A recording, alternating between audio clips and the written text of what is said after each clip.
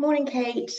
So we thought we'd get together because there's been quite a few developments since the last time we had one of these chats around sexual misconduct. And as we know, it's been on the agenda of universities for a number of years, expedited probably by the Me Too movement. But even prior to that, it was of importance to universities. So a lot of universities have already done a lot of work, haven't they, in the area. Some universities have now got fully trained sexual liaison officers. They publish data about complaints and investigations.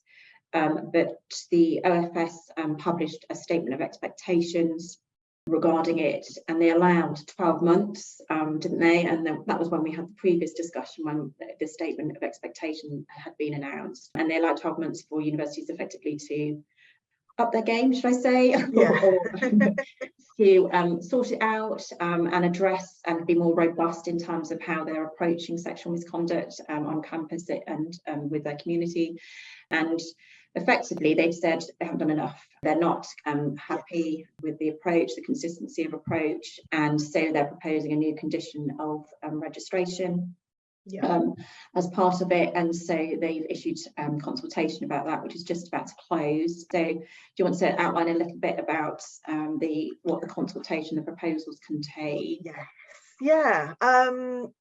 Yes, I think it's fair to say that it's motivated by, as you say, the fact that the OfS thinks it's been a sort of patchy approach to addressing this. Although I think, there is an acknowledged will, of course, across the sector to address this. But the question is, is what's proposed in this consultation for a new ongoing condition of registration E6, is it the right approach? So in general, and it has to be quite an overview because there's a lot to this proposed condition, but in overview we've got an expectation that a provider will publish a single document to set out its sort of approach to tackling sexual misconduct and harassment, and that underneath that will sit an awful lot of obligations with regard to having the right policies and procedures, having the right training for students and staff. A lot of that is expected to be mandatory. So that there's an awful lot that will be summed up in this one document. There's also specific provision within the proposed condition that the providers will have capacity and resource to fulfill the condition, which is sort of slight overkill because that's already in D4, so query why that's in there, but anyway, there's also specific provision to comply with freedom of speech when complying with this new condition, and freedom of speech is mentioned about sort of 38 times. Is it completely a thread through the whole thing, isn't it? So it's making it very clear that can be a difficult balance, which I think everyone's well aware of. There's also the provision to stop using and relying on NDAs, so non-disclosure agreements with students in issues such as this. And I don't think anybody's going to have a problem with stopping using NDAs because obviously the OIA already says don't.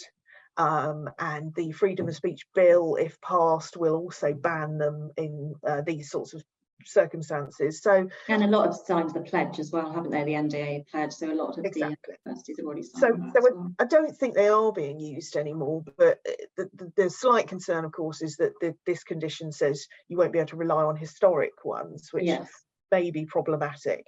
And then there's also, finally, and this is the bit where we obviously overlap quite a lot here, is the staff position of relevant staff. The proposal is that there will either be a register required of relationships between relevant staff and students, or a ban on those personal relationships, and OfS favours the register. And I think that that's definitely it's something that we've grappled with, haven't we, for years in terms of staff-student relationships, and it's just this sexual misconduct has brought it to the fore, particularly in terms of the potential power relationship between them. And as you say, the proposal is that the provider will take reasonable steps to require, as you say, the preference is to have this disclosure and to have this central register, and so it will require staff to disclose any personal relationships. And they say they've defined relevant staff member as somebody who's in a direct or indirect academic responsibilities or other direct professional responsibilities. So it doesn't even have to be in the academic context, although they have referred to catering and certain formal exclusions that won't be covered, given that there's certain student population that maybe are in professional roles in terms of catering, etc. And then so they also then have the secondary is to maintain this register of personal relationships. And then the third thing is to manage and address any potential conflict of interest. So when there is a dynamic that there is a particular power, for example, supervision relationship, then to actually manage that conflict once the relationship has been disclosed. And I think significantly for HR and for people who are responsible for staff, it also says that all reasonable steps will include kind of changing contracts to include an obligation on staff to make this disclosure of a relationship. And it explicitly says that if there is a refusal for somebody to disclose, then that should result in a termination of the contract, which is really significant, and obviously has to be subject to the internal disciplinary procedure. And all of the nuances that you would be involved in somebody having a potential personal relationship. And I think very few have done a ban. I think there's a question in relation to, even if it's not a ban and it is this preferred approach, of how it would be policed. And the spectrum of a relationship, although it's defined in the proposal. It is, but it's very wide. It includes emotional intimacy, which that's such a spectrum, isn't it? That's got such subjectivity in it that I think is going to be quite difficult for universities to grapple with. Yes, and also the register for the individuals. I mean, you know, if I sort of think about the student who may think that there is a relationship that is of emotional intimacy, but the academic involved may well not see it that way. And I think that the fear with the ban was that it would push it underground, but I think this disclosure obligation will also have the risk of pushing it underground, because of just people and their private life, the right to private life, which isn't mentioned in the proposal, but it's kind of that's not used as a reason. It's always been considered, and that's not been a reason to not have this proposal. And I think it's what we've discussed before, isn't it? And what you kind of insinuated at the start in terms of there's a compliance piece and then there's a culture piece, isn't there, around this, and how much this condition can change the culture. The compliance will address something perhaps visibly, but what about the culture piece around it? Absolutely. And I think, you know, the OfS has said, hasn't it, that it is intending for this to be, even if it's a register, not a ban, it's intending for it to put people off having and discouraging these sorts of relationships, which, you know, there's a lot of thought, isn't there, around, you know, consenting adults, while recognizing that there is a power imbalance and that something does need to be done. But then, yes, you get into these really difficult grey areas, don't you, around, well, what is enough of a relationship to need to be registered, and does that infringe on private life too much? And I think, I mean, in terms of changing there's, you can address it in a way in terms of actually it's protecting both parties, isn't it? So encouraging them to disclose in that way, that actually if there is any relationship and there is a power imbalance, then disclose because of protecting it. But then if there's any threat of disciplinary or dismissal for an individual, and that it's all of a sudden it becomes quite onerous, doesn't it, and becomes quite threatening. So it's, I mean, there's no easy solution. I think that's why we're in this position. But I mean, in terms of what we're doing with clients at the moment, do you want to have the work we're doing together and also kind of individually with clients at the moment and universities about thinking about this?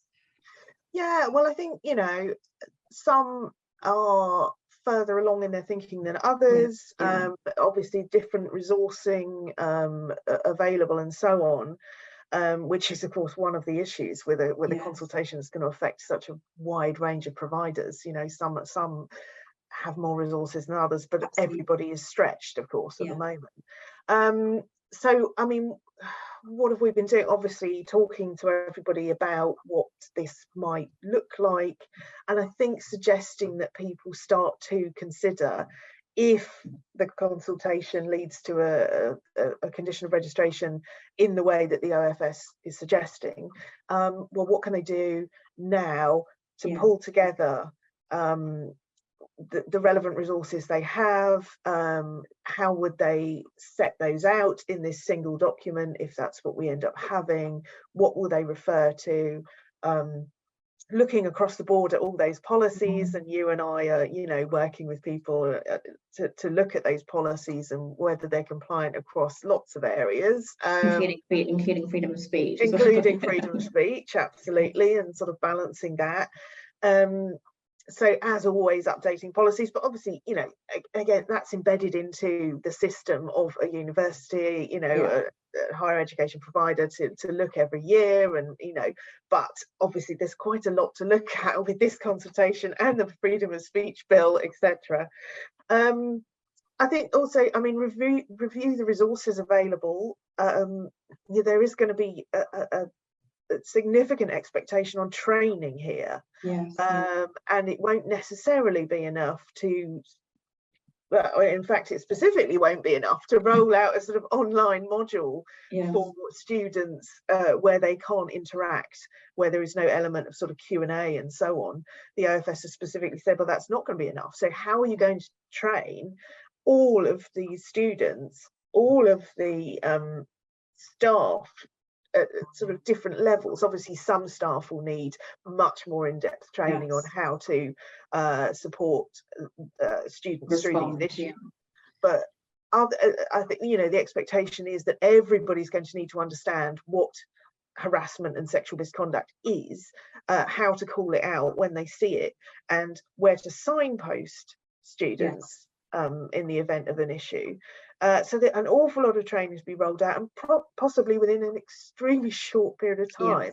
We've talked about this before, haven't we? You know, at the moment, say 3 months from the point at which the OfS makes its decision and publishes what Condition E6 will actually look like. The expectation is for 3 months to then compliance, which is a big ask, of course, and depends, you know, when in the academic year we learn what the outcome is as well, because if those 3 months include the summer, there's going to be very unlikely difficulty there. Complete struggle to do so. And I think other things to look at. Hopefully that will be pushed. Hopefully the response to consultation will mean that there's more time, and that there's some understanding that that's unrealistic, because we can't stop now to an extent. We can hope that but we don't know if it's going to change completely, do we? And then we might be doing training on a definition of sexual harassment, which is different to what we've currently got in the current proposal. Absolutely. So I think, all the providers can really do is look at, well, who might they turn to? Get ready. Who might they turn to for when we know? But obviously they can't really, start training yet. It's sort of where might you get that training? Who might do it for you? Do you have internal resources, external resources? There's also a piece around thinking about how there's a lot of expectation from the OfS about monitoring the effectiveness of all of this. So once it's in place, how are you going to check the impact of the training and of the policies and so on? So I think there's a lot of data management, there's a lot of consideration of how you're going to engage with students and staff to understand the impact. And then obviously, as you've already flagged, a need to look at the employment relationship, employment contracts, but also those who fall outside of the traditional. Outside of the employment, but still so they're not employees, but they're still within the condition, and how those will be addressed. And I think we've started, haven't we, flagging with particular universities that we're working with, that these are the areas and these are the things that would need to be changed, both in terms of contracts and also policies and procedures, in order to implement them quickly.